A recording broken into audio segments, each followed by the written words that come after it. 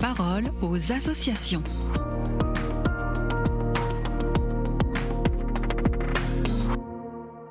Alors, comment aller à la rencontre de ceux qui vivent dans la rue? C'est le thème de la parole aux associations d'aujourd'hui avec la Société de Saint-Vincent-de-Paul. On en parle avec Valériane Maître. Bonjour Valériane. Bonjour Agnès.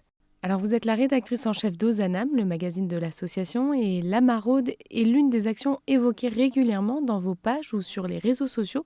Pour quelles raisons? Eh bien Agnès, parce que c'est une action qui parle et qui met particulièrement en lumière le travail des bénévoles.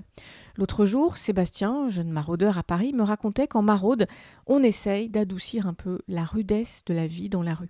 Sébastien, il vient du Sud, il a la trentaine et il habite Paris depuis quelques mois. Il a découvert l'équipe de bénévoles de la Société de Saint-Vincent-de-Paul implantée dans sa paroisse et il s'est spontanément porté volontaire pour faire des maraudes. Et de nombreux jeunes rejoignent nos rangs comme ça.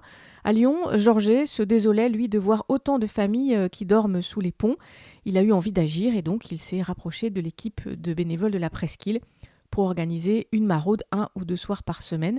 Alors comme Sébastien, Georges, il a eu envie de donner du sens à son engagement en accord avec ses valeurs et sa foi. Et alors, est-ce que Georges ou Sébastien sont seuls pour la maraude?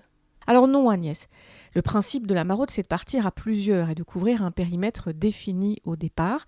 Les maraudeurs ont un circuit et ça n'a rien d'un détail Agnès parce que les personnes qui sont dans la rue, elles savent que cette équipe va passer. À Besançon par exemple, Gilles, c'est un des maraudeurs, il sait que vers le quartier des Glacis, 3 familles vivent sous une tente, tandis qu'un peu plus loin, il y a un homme qui l'attend toutes les semaines.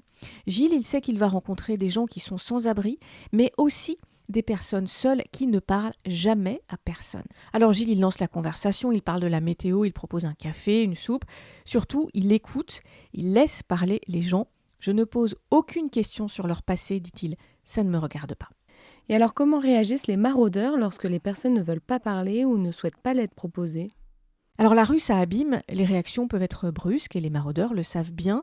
Eux, ils sont là pour nouer un lien aussi infime soit-il. C'est juste un sourire ou une tasse de café. Et puis la semaine suivante, on pourra échanger 1 ou 2 mots. Les bénévoles respectent l'espace de la personne rencontrée. Il n'est pas question d'être intrusif. Sébastien, pour m'en parler, il a résumé ça en disant « on partage beaucoup d'humanité ». Et alors, les bénévoles rencontrent des personnes au parcours cabossé. Comment font-ils pour ne pas être découragés? D'abord, ils ne sont pas seuls. Patrick à Chartres me l'a fait remarquer l'autre jour. Avant de partir, lui et son équipe prennent un temps pour prier à la cathédrale. Et ce temps, ça fait partie de la préparation de la maraude, comme les thermos d'eau chaude et les boîtes de gâteaux. Ensuite, les bénévoles sont attentifs à la moindre étincelle qui jaillit de cette rencontre. Ma récompense, dit Sébastien, c'est le sourire de tous ces gens. Il m'a raconté l'histoire d'une jeune femme enceinte qui vit à la rue et malgré sa situation, elle reste joyeuse et heureuse de voir l'équipe arriver. Elle leur a même donné un surnom. Les maraudeurs, elle les appelle les petits Jésus. Et alors, que peut faire un auditeur qui aurait envie de participer à des maraudes avec la Société de Saint-Vincent-de-Paul? Je dirais à cet auditeur, rejoignez une équipe près de chez vous. Ensuite, les bénévoles guideront vos premiers pas car ça n'est pas évident d'aller à la nuit tombée à la rencontre des plus fragiles.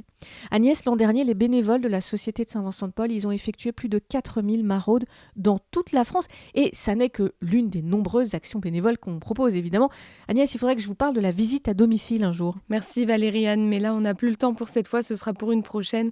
En attendant, je vous invite à vous rendre sur le site internet ssvp.fr rubrique devenir bénévole pour trouver l'équipe la plus proche de chez soi. À bientôt. La parole aux associations.